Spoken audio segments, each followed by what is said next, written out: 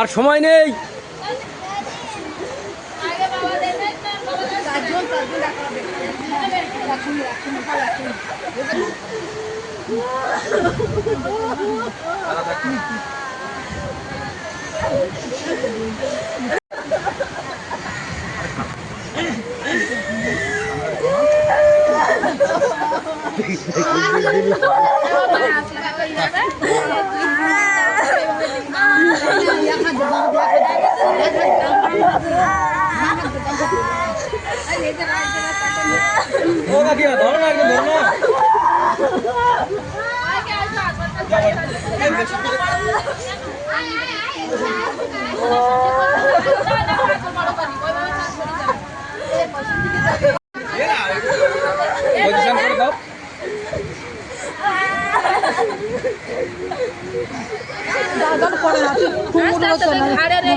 একটু দূরে এইখান থেকে পিছন দিয়ে যাও।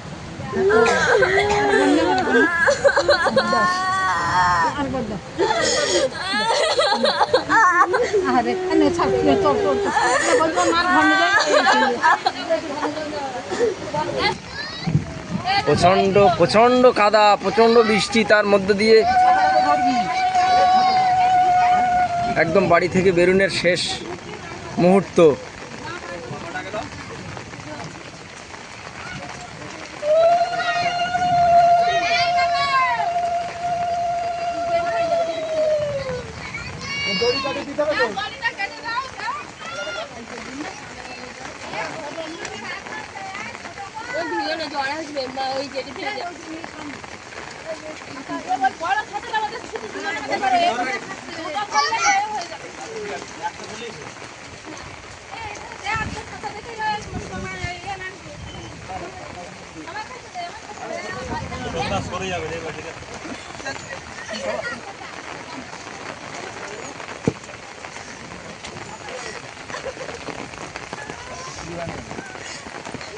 তো বেরিয়েই চলে গেল সবাইকে কাঁদিয়ে। নমস্কার বন্ধুরা, সঙ্গীতার সংসারের কাছে দূরে সকল শুভাকাঙ্ক্ষী দর্শক বন্ধুদের অনেক অনেক স্বাগত। সঙ্গে শুভেচ্ছা জানিয়ে শুরু করছি আরো একটি নতুন ব্লগ। কালকে বিয়ের পর্বটা মিটলো আর ভোর 5টা নাগাদ আমরা একটু ঘুমিয়ে পড়েছিলাম। তারপরে উঠলাম বেশ 9টা-10টা বেজে গেছে। তো বিয়ের পরের দিন সকাল হয় মানে কিন্তু যতটা না আনন্দ কালকে ছিল ততটাই কিন্তু একটা দুঃখের বিষয় বা একটা বিষাদের সুর আমাদের মনে বেজে উঠেছে যে কন্যা বিদায়। তো একটু পরেই কন্যা বিদায় হবে, তো ঘরে বসে আছি। আর কন্যা বিদায়ের যে পর্বটা সেটা হয়তো বর্ষাতেই হবে, এতটাই বৃষ্টি হচ্ছে বাইরে বেরোনোই যাচ্ছে না। তো শুভ সময় ধরে যেমন শুভ কাজ হয়েছে সমস্ত কিছুই, তো এটাও শুভ সময় ধরে হবে। তো এই বৃষ্টিতেই সেই পর্ব চলবে। তো আপনারাও সাথে থাকুন, আশা করছি পুরো পর্বটা ভালো লাগবে। আর সকাল থেকে মানে সারা রাত জাগা আর সারা দিনটা তো এরকম কালকের জার্নির ভিতর দিয়ে গেছে, তো শরীরটাও বিশেষ ভালো নেই। তো এখন সেই কন্যা বিদায়ের পর্ব কী কী হচ্ছে বা কি আমরা করছি সেটা সম্পূর্ণটাই দেখাবো, সাথে থাকুন। আর এই মুহূর্তের জন্য যারা নতুন দেখছেন তাদের জন্য অনুরোধ রইল আমার চ্যানেলটিকে সাবস্ক্রাইব করে এই ছোট্ট পরিবারের সদস্য হয়ে যাবেন। আর ভিডিওটি ভালো লাগলে একটু বন্ধুদের হাত বাড়িয়ে দেবেন, লাইক করুন, শেয়ার করুন। এখন যাবো বোনের কাছে। একটা তোলা তাও এটা ফেলবে না, যা তুলবে একবারই একটাই তুলবে, সময় নেই, সময় নষ্ট করে নেই।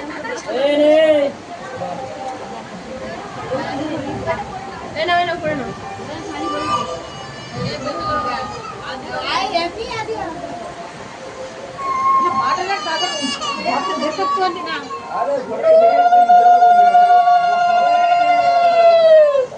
লাস্ট চান্স কিন্তু একটাই তোলা।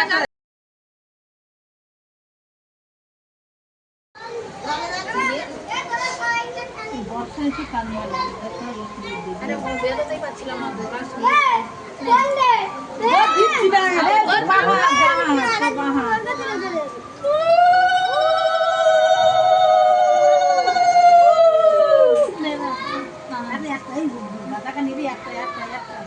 একটাই তুলে তুলেছে।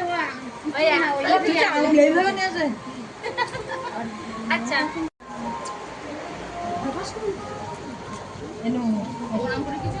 এটা কাছে হাত দিয়ে দুজনে ভাত দাও, দুজনের হাত দিয়ে একবারে এবার প্রদীপ প্রদীপ নিভিয়ে দিয়ে চলে যাচ্ছে না, বাস।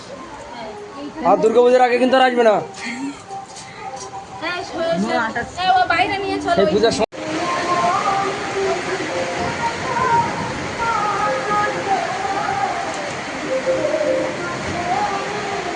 কান্না দিয়ে মেয়ে ঘরের বাইরে চলে এলো।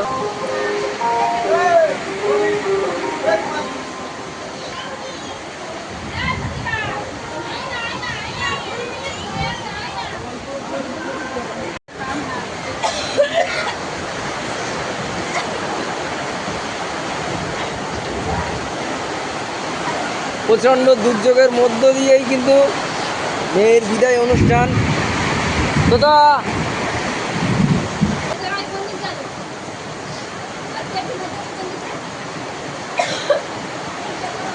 ওদের বাড়ি গিয়ে অনেক কাজকর্ম আছে।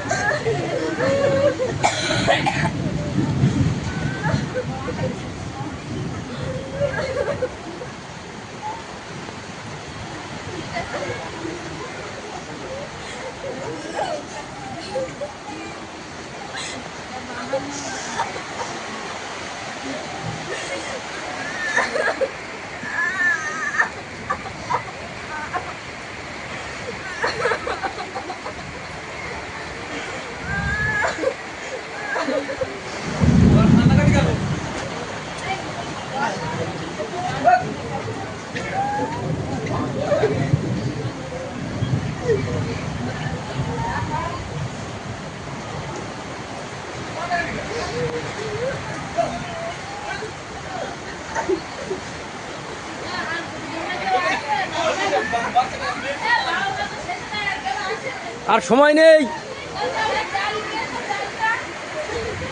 আর কিন্তু সময় নেই।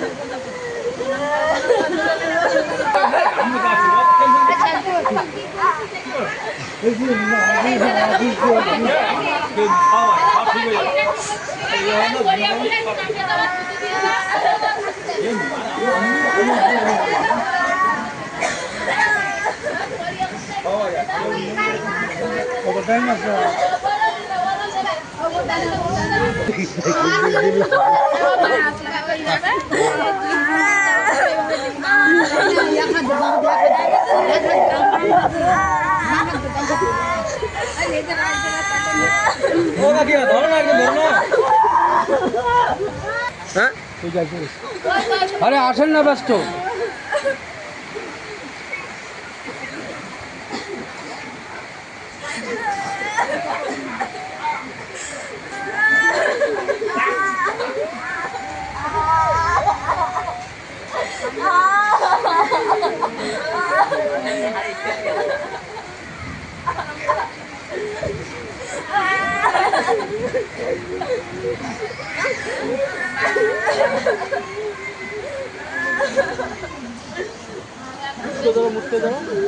বেশি করে মুখ করো। একটু দূরে এইখান থেকে পিছন দিয়ে যাও।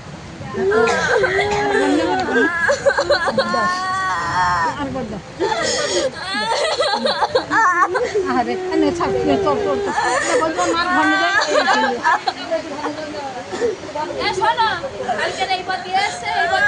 হ্যাঁ হ্যাঁ অভি বেরিয়েছে, অভি বেরিয়েছে, আর টাইম নেই কিন্তু।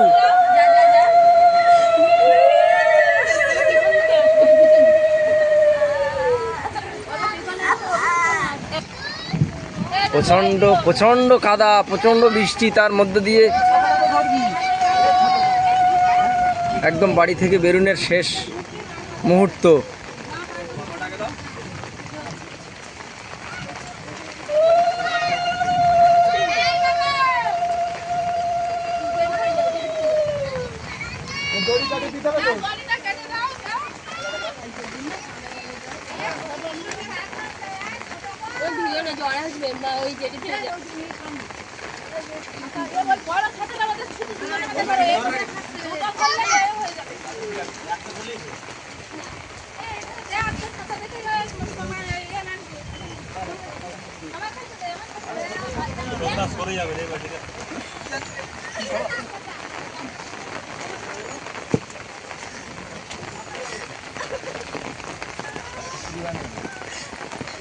তো বেরিয়েই চলে গেল। কোথায় যাচ্ছ?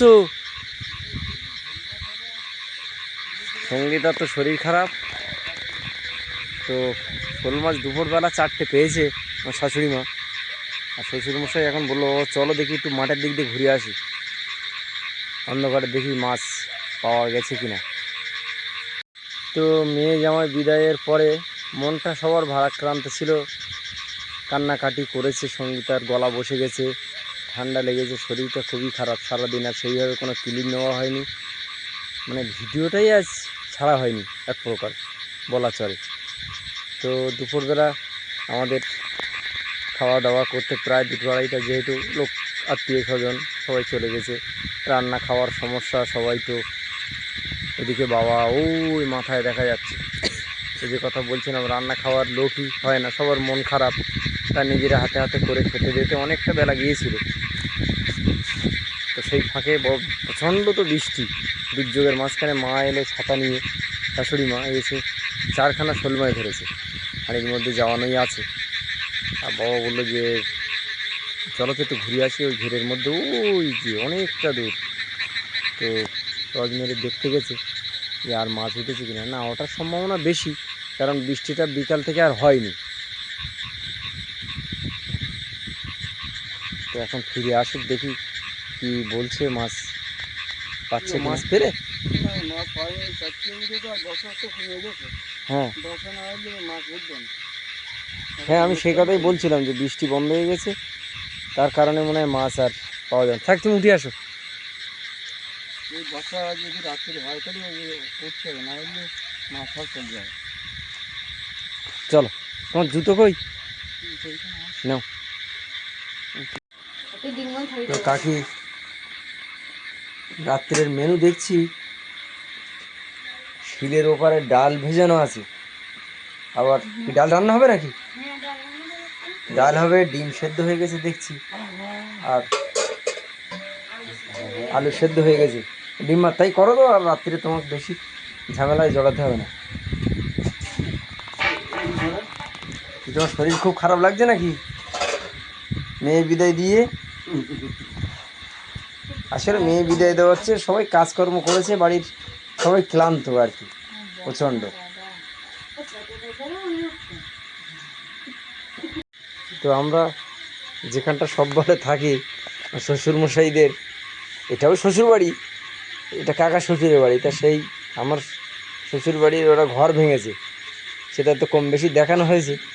তো আমরা এবারে কিন্তু সম্পূর্ণটা প্রথম থেকেই মানে সেজ কাকাদের বাড়িতেই থেকে গেছি। তো সেই সেজ কাকাদের বাড়িতেই কাকিমা রান্নাবান্না করছে। এখানে ছোট কাকাদের বাড়িতেও বেশ কিছু লোক কুটুম্ব আছে, সেখানেও রান্নাবান্না হচ্ছে। আমরা আর এই জল কাদার মধ্যে এবাড়ি ওবাড়ি করছি না, মানে শরীর এতই ক্লান্ত যে যা হয় একটা রাত্রি খেলেই মোটামুটি একটু বিশ্রাম নেব। ব্যাগ গোছানো, হ্যাঁ, যতবার ব্যাগ গোছানো হয় সেজে কাকাই থাকে।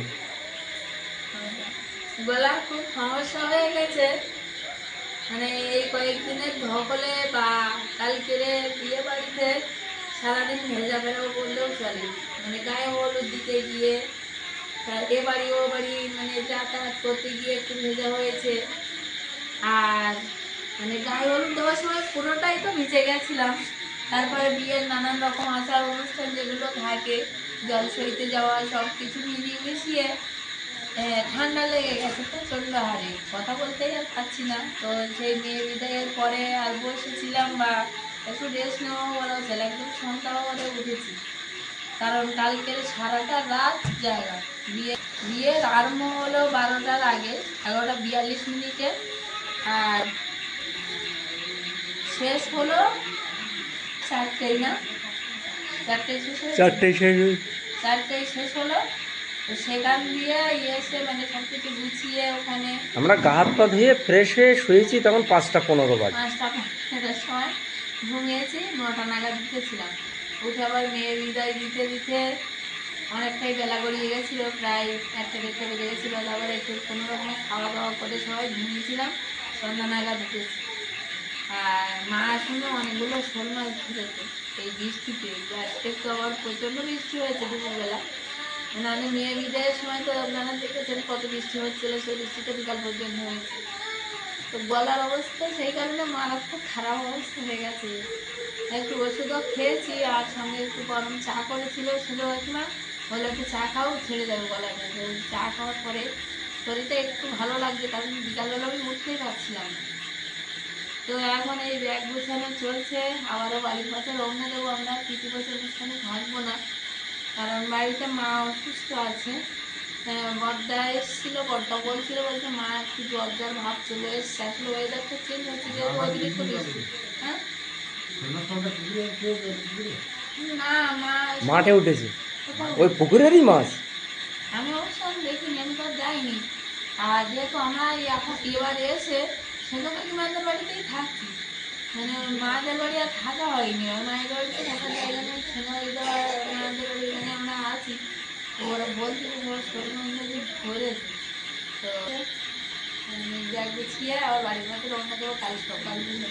আর তাহলে আমারও শরীরটা খারাপ। আর আরেকটা কারণেও যাওয়া বললেও চলে, তো সেটা আজকে আর বলছি না যে কী কারণ, সেটাও আমাদের ওই শীতকালীন নিয়ে একটা কারণ হতে পারে। তো তার কারণেও বাড়ি যাওয়া হচ্ছে। কালকেরে আমরা সকালবেলা রওনা দেবো বাড়ির উদ্দেশ্যে। ছেলে অজিমানা রান্না করছে, কী রান্না করছে তো ঠিক জানি, আমি যাইনি জানো। ডিম ভাত, ডিমার হ্যাঁ। বেশ খাওয়া খাওয়া হয়েছে কালকে সবাই। আজকে ওটাতে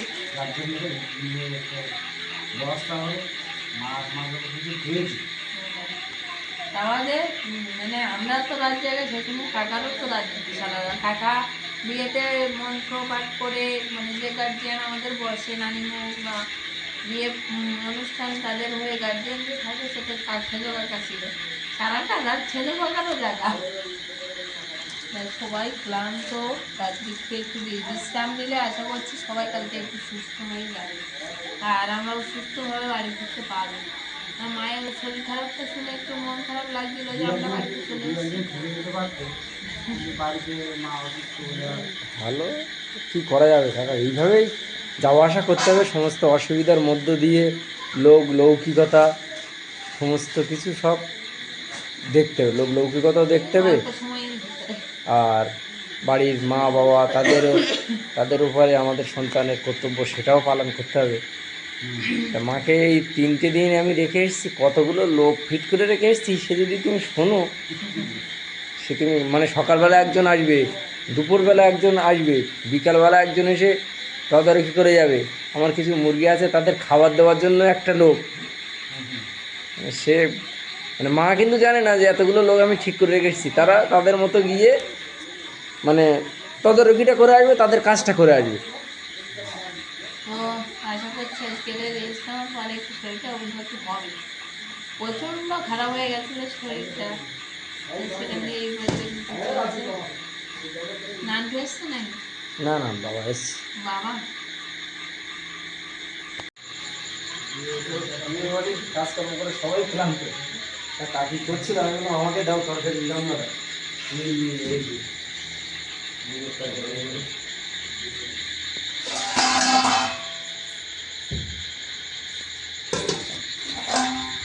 বললাম আমাকে দিয়ে দাও, আমি একটু তোমাকে হেল্প করি।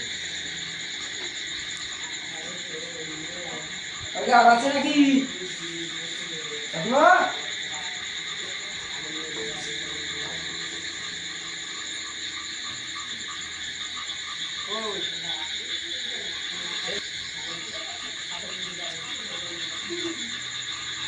এটা হচ্ছে ডাল। আর মেলা রাত করবো না কাকিমা, এই যে ডাল, আর মেলা রাত করবো না, খাওয়ার ব্যবস্থা করো। চাটাই পাতবো? হ্যাঁ ওই চাটাই পাচ্ছে, জল ভরি দেখি। হ্যাঁ জল ভরি। হ্যাঁ এটা কে? দিদুন আর হাঁটতে পারছে না, দেখ দিদুন চোখ টোক বসে গেছে, এতটাই শরীর খারাপ হয়ে গেছে দিদুনের। বাস মানে দিদুনের কোলে।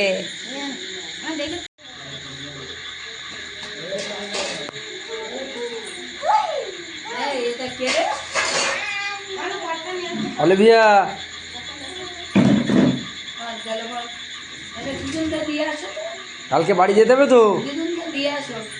তুমি বাড়ি যাবে তো নাকি? তোমার দিদি কোথায়?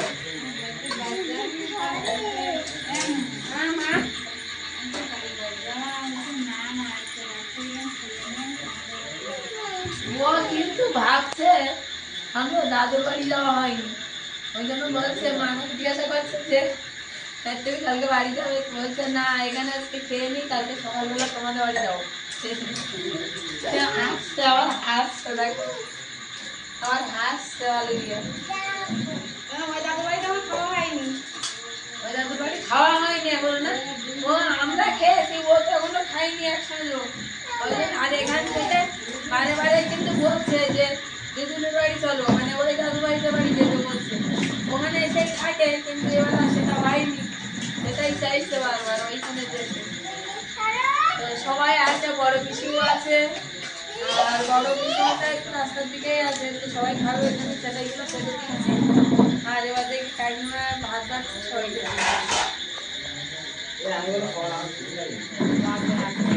তুমি একটা চেটা নিয়ে বসো, আর সেই হেয়ার ব্যান্ড কি করেছো? সারাক্ষণ মাথাটা কি অবস্থা। ওই আমরা কিন্তু যথেষ্ট দিই, ওই কিন্তু রাগে না, এটা স্বীকার করো, তুমি রাখো কি রাখো না। সারাক্ষণ চুল বেঁধে পিছন করতে পারবো না, সঙ্গে সঙ্গে হয় ক্লিপ খুলে দেবে, হেয়ার ব্যান্ড খুলে দেবে। এত বছর বসে ভাত দিচ্ছি, বস। ঘুমোনে? আচ্ছা দেবো,